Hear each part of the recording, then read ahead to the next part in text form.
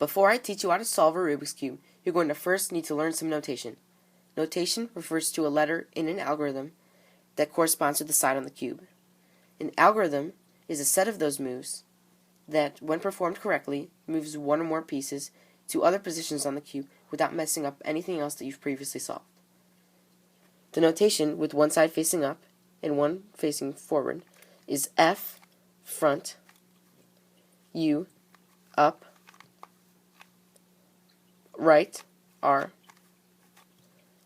left, L, down, D, and back, B.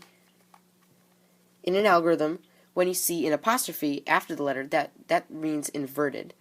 So instead of when you see a regular letter in an algorithm, you turn it clockwise, you will turn it counterclockwise.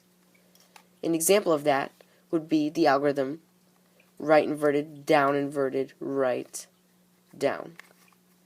So I turned the right side counterclockwise to start, and then I turned it clockwise when I finished it off.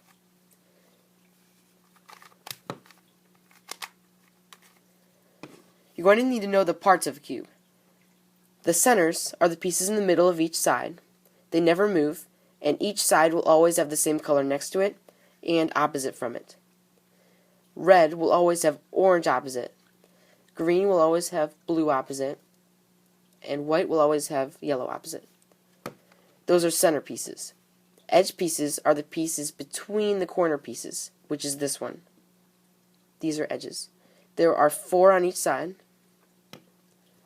and the corner pieces are these, the ones that are on the corner. The center pieces only have 1 sticker, the edge pieces have 2 stickers, and the corner pieces have 3 stickers, and the stickers will never move. So this piece will always have the same 3 stickers in the same exact order, unless you move them by taking them off, of course. So the steps on solving a Rubik's Cube, briefly: you will solve the cross on the white side, then the corners, then you'll solve the second layer, and then you'll solve the yellow cross on the last side, and then you'll match up the edges, and then you'll rotate the corners until they're in the correct positions, and then you'll orient the corners, and then the cube will become solved.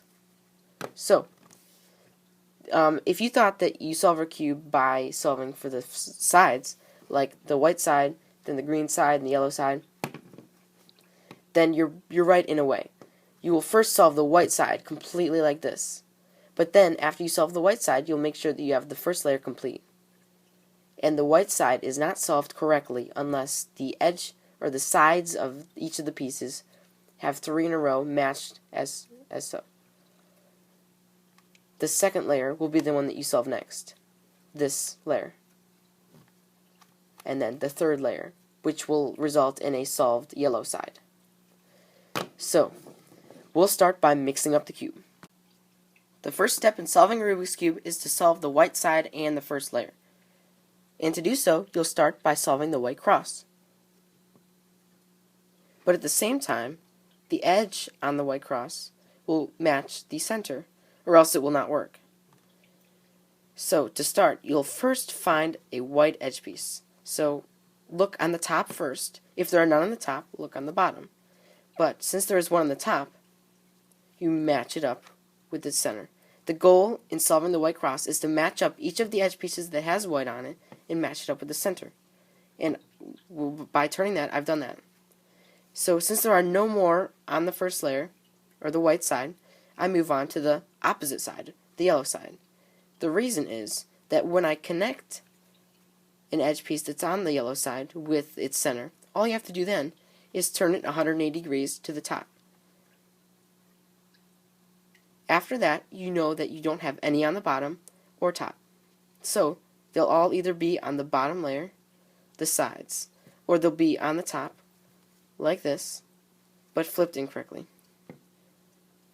If the edge piece is on the top, like this, but doesn't match with the center, that's incorrect.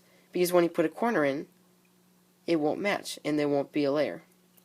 So, if it just happens to be like that,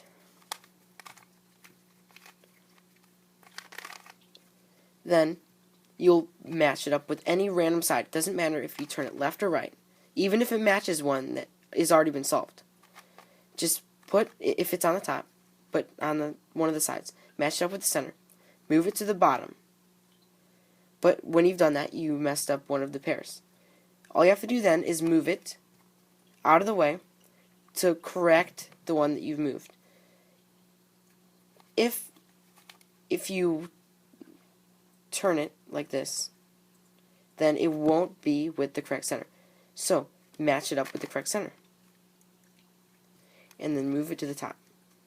Notice you have white, white, orange, orange, white, white, blue, blue, and white, white, green, green. You'll find another case where it's on the side or the middle layer. It doesn't matter which way. But if it's not matched up with its correct center, you're going to need to move it to the bottom layer, or the bottom side. The white needs to go into the bottom side. So you'll do basically the same thing that you did with the top when the orange was facing up and the white was facing to the side.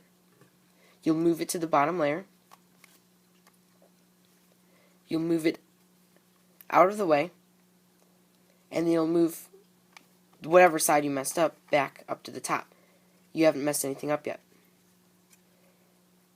We got lucky. We matched it up with the center already. So after we've done that, you know to just turn it 180 degrees to match up. So now you've solved the white cross. You have all four edges matched up with the center, and you have the edge that is on each white edge matched up with the centers.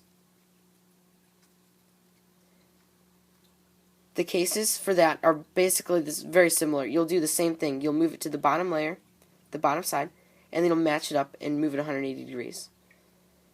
If, for some reason, you get it to where you only have one piece on the white cross that needs to be flipped, and it's already in the right place, you'll do just the same exact thing. Move it down to the bottom layer, move it out of the way, move the one that you messed up back, and then just turn it 180 degrees. Now, you'll find, this is the second step of the first layer, which is to find the corners. Just find a corner that's white, and then move it so that it's in between the two centers that match the same color with it. This corner piece is red and blue, so put it between the red and blue centers. If, when you look at it like this, it's on the left side, turn it out of the way, move the right side down, move it into position. This is the goal. Move it into position on the bottom layer to where it matches the center, or the edge, sorry, and move it up. And now you've noticed that you have this corner in the correct place because it's between the red and the blue and also has white on top. But first, I'd like to show you that if it's on the bottom, you put it in between the blue and red. You can't simply move it left or right like I would show you. You would move it to where it's on the bottom layer. That's the goal with the corners. Move it onto where it's on the bottom layer, where the white is on top. You move it out of the way of the right side or the layer that you have it on. Now you notice that it's on the bottom layer, and just turn this back up. Now you can put it in between the two centers. If it's on the right side, before I showed you if it was on the left side, you move it to the right, and then move the left side down, and then connect it and move it back up. That is an algorithm, but it's much easier to just learn it intuitively, because if you learn the algorithm this early on, you'll get confused maybe. If you have a corner that's on the top layer already, if the piece is on the top layer,